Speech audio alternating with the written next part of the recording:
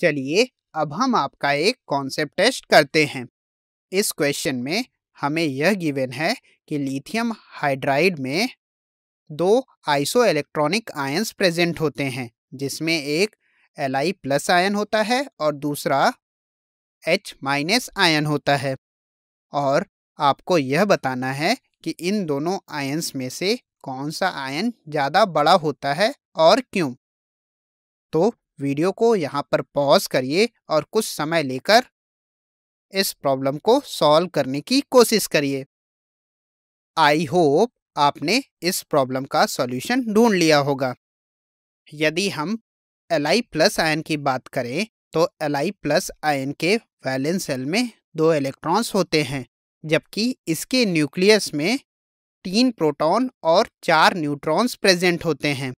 वहीं अगर हम H माइनस आयन की बात करें तो इसके भी वैलेंस शेल में 2 इलेक्ट्रॉन होते हैं, लेकिन इसके न्यूक्लियस में केवल एक ही प्रोटॉन होता है, जिसके कारण H माइनस आयन के केस में इलेक्ट्रॉन्स पर लगने वाला न्यूक्लियर चार्ज बहुत कम होता है।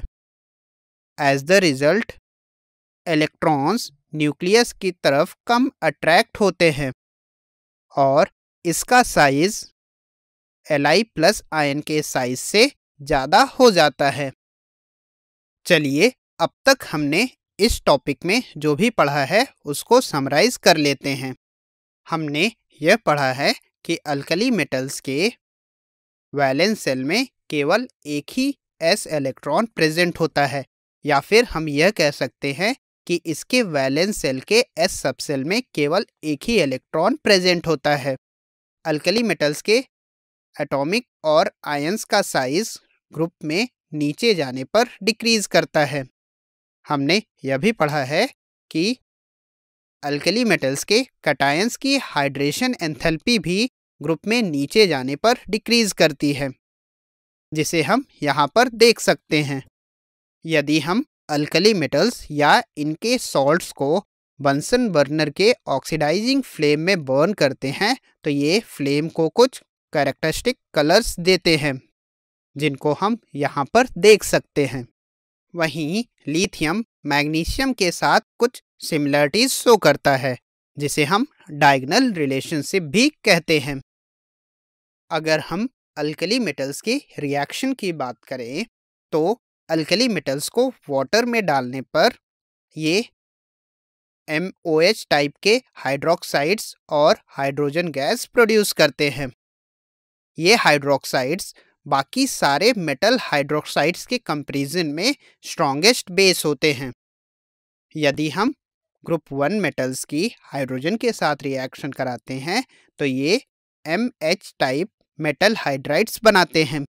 वहीं हैलोजन्स के साथ रिएक्ट करके ये MX type metal halides form करते हैं।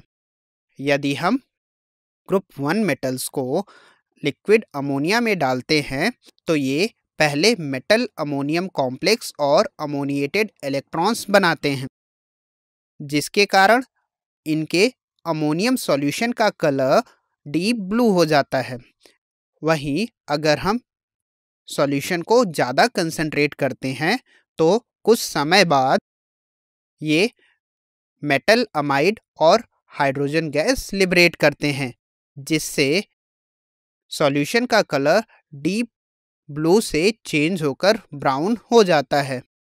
और अगर हम ग्रुप 1 के मेटल्स के रिएक्शन ऑक्सीजन के साथ कराते हैं तो लिथियम हमें Li2O टाइप ऑक्साइड देता है, सोडियम हमें Na2O2 टाइप परऑक्साइड देता है, पोटेशियम हमें KO2 टाइप का सुपर ऑक्साइड देता है। अब तक पढ़े हुए कॉन्सेप्ट की हेल्प से आप इन प्रॉब्लम्स को सॉल्व कर सकते हैं।